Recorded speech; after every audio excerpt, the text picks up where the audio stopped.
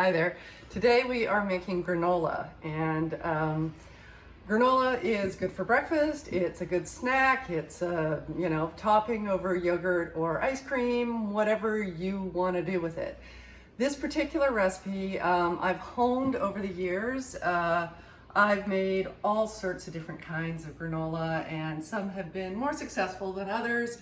And then I found a recipe on a blog called Orangette, and I will link to that below. And it really changed my granola game. And I then adapted that recipe, so I don't do it exactly the way Orangette does. And that's what I'm giving you today. But it's a very, very flexible recipe, and I'd like to show you how we make it, because it's a favorite around here. Get on with it. I will. So ordinarily what I would do is I would put my bowl on my scale and tare it, which means pressing the button that says tare usually, which means spelling's important. Zeroing it out. T-A-R-E, tare. That's zero out the bowl. Now I've actually measured, already pre-weighed the ingredients here. So I'm not going to take you through watching me weigh it, but just so you know, I don't usually put things in little bowls like this, because who wants to do the dishes later? It's very Martha. I just keep tearing the bowl, or the scale in this case. So we're starting with, and all the ingredients are going to be, ingredients and the amounts are down below in the notes, so please have a look at that. This is whole oats, or rolled oats, or regular oats, not quick oats. I suppose you might be able to use those, but just regular old oats that you would make oatmeal with. Now, I have also successfully used barley flakes, and I think there was another kind of flake I used as well. So if you go to a store and you find things that look like oats but aren't oats, you can also use those. Yeah, because there's an overwhelming variety of oats when you go to the health food store, isn't there? There are. Steel cut. Steel cut oats is a completely different thing. Those are the oat groats. What you're wanting is the flake, what's called a rolled oat, okay? Flattened. Yes, so they have been flattened. They've gone through metal rollers to create this flattened shape. My point is that it's not just oats that come this way. You can find quinoa flakes. They're a lot more expensive, but you could make this recipe totally with any of those flakes. Doesn't matter if you don't like oats or you can't eat them for some reason, go for another thing. Anyway, so I would put the oats in the bowl, then I would hit tare, which takes it back to zero. Then I would measure the sunflower seeds that I'm putting in. Now these are just raw sunflower seeds that have been Is it best to use raw or shelled. Toasted? Raw, because they're going to be toasted in the oven, right? There you go. And obviously shells are off. And then I would weigh, I would laboriously do this, right? You don't need to see me do this because I already weighed them. So we're not actually doing the weighing. Then there are what are sometimes called pepitas, pumpkin seeds, the green ones. Those are good. You do not want the ones in shells, obviously. This is less than I'm supposed to have, but what's amazing about this recipe is that it's very forgiving and very flexible. And you can use some other seeds in here as well. If you want to put flax seeds in, chia seeds, sesame seeds, go for it. Why not? Then we have coconut. And this is just dried, desiccated, unsweetened coconut. I suppose you could use sweetened and it would make the whole thing sweeter. But I don't feel the need for that. So coconut. Then nuts, roughly chopped, or in fact, these are pecans, and I find they're really easy to break with my hands. So I just broke them up with my hands so that they're in rough pieces. You don't want the whole pieces. I think that's a bit too much in your granola.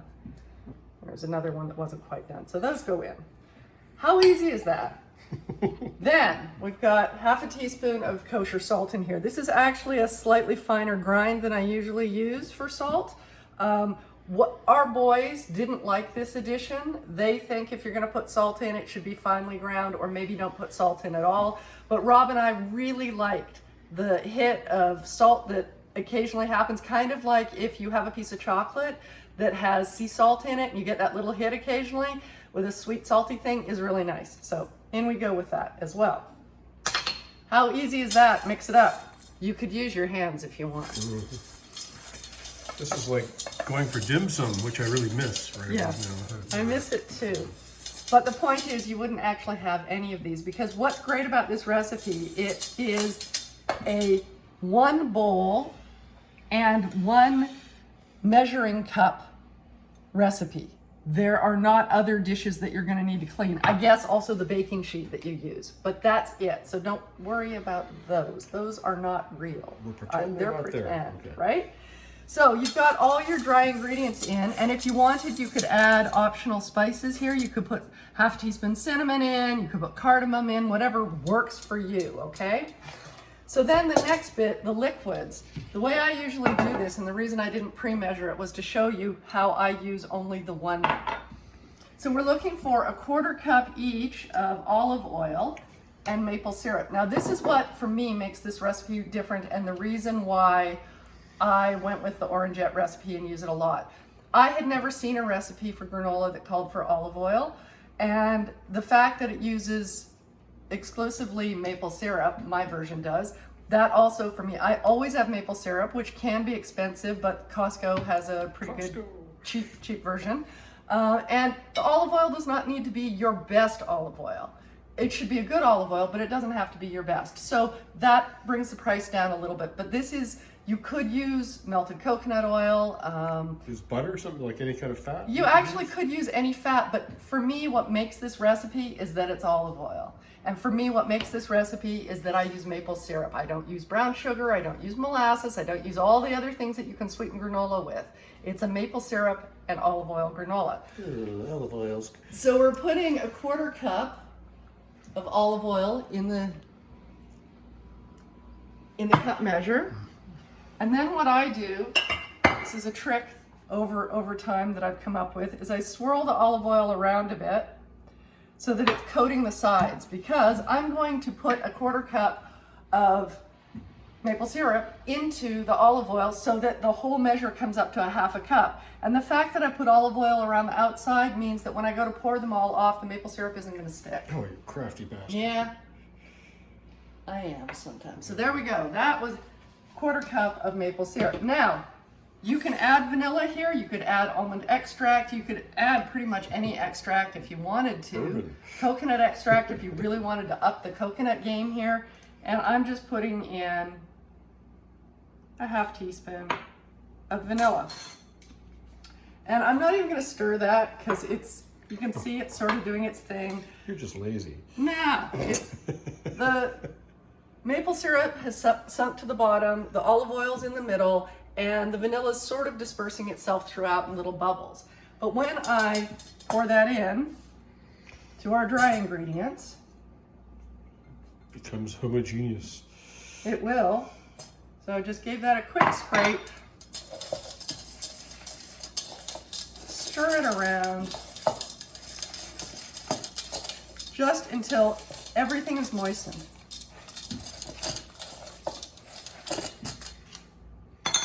Now, get yourself a baking sheet. Ooh, I can smell the vanilla, that's nice. Yeah. And so I put parchment on this because I find it's much easier to clean up and it's easier to stir the granola when it's in the oven, which you're going to need to do.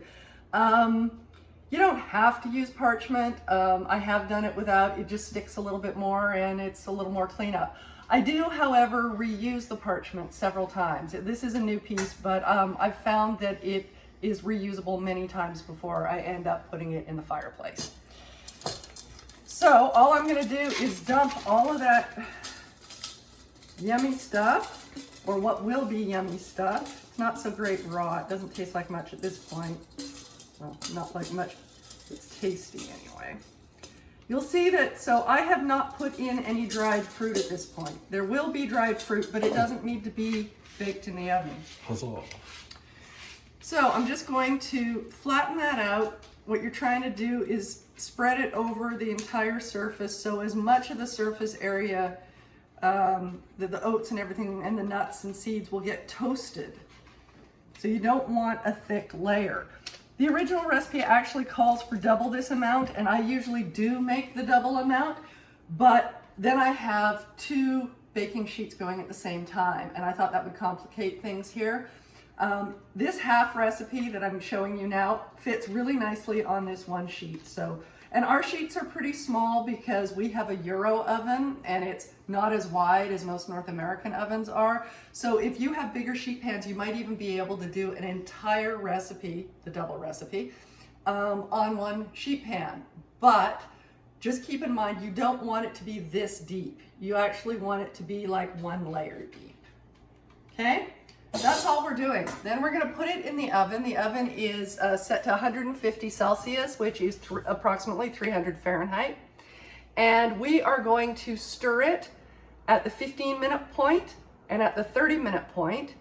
And then at the 45-minute point, it comes out. And I will show you one of those stirrings. So I'm gonna put this in the oven now, and we'll come back in 15 minutes and show you what it looks like to stir it, just to give you an idea, okay? We'll be right back. So we're back. It's been 15 minutes, and I'm just going to get the granola out of the oven here.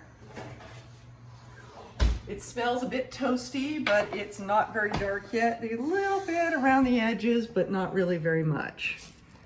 And we're just gonna stir it up because what we're trying to do here is flip it over so that the stuff that is on the bottom of the pan will now be on the top of the pan so that everything's getting cooked evenly.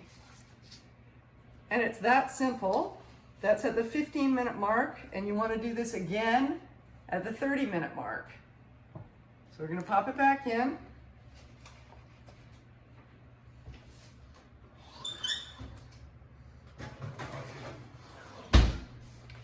Now I'm not going to show you stirring at the 30-minute mark because that seems just silly to me. We're going to come back at the 45-minute mark when the granola is done, and I'll show you what we do then. See you then.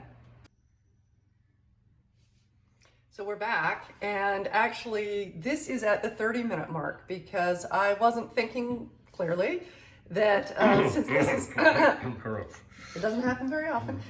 Actually, so I was thinking it's 45 minutes if you're doing the larger batch and you're using 2 sheets. But of course, with a smaller batch like this, 30 minutes worked out just fine. It should be nice and toasty like this. So it's like a medium brown color, right? You could do it a little bit darker, but I wouldn't want to go much darker than that or you would burn your nuts. Ooh, I hate it when that happens. Yeah, bad, hey? So what I'm going to do here is I have some dried cranberries, also called craisins, and you could substitute any fruit here, dried fruit like dates or something like that. You could definitely do dates, and I've done regular raisins, and crystallized ginger might be nice. I don't put it in when I'm cooking because, like I said, in my experience, it burns the sugar, right? Yeah, the sugar in the fruit ends up burning when the granola is in for this amount of time. So I'm just sort of sprinkling it over and totally doing it by eye and going, you know what? That's enough fruit to rest of granola ratio for me. And you can stir it up again if you want, whatever. But basically, I just let it cool in a sheet like this. Don't muck with it too much. And then when it's fully cooled, I can break it into chunks and put it into a jar and put it into the cupboard for all of our eating needs. And so that's really it. That's how simple granola is. And I just wanted to say that what I love about this recipe is use what you have and also what you like. You can do all sorts of things with this. You don't like pumpkin seeds? Leave them out. You don't like coconut? Leave it out. You want to try and make the bulk of the recipe the same size so that you have, what's important here is that you have the olive oil and maple syrup wet ratio to dry ratio is kind of what you're going for. So if you really love coconut, but you don't like the pumpkin seeds, leave out the pumpkin seeds, up the coconut, right?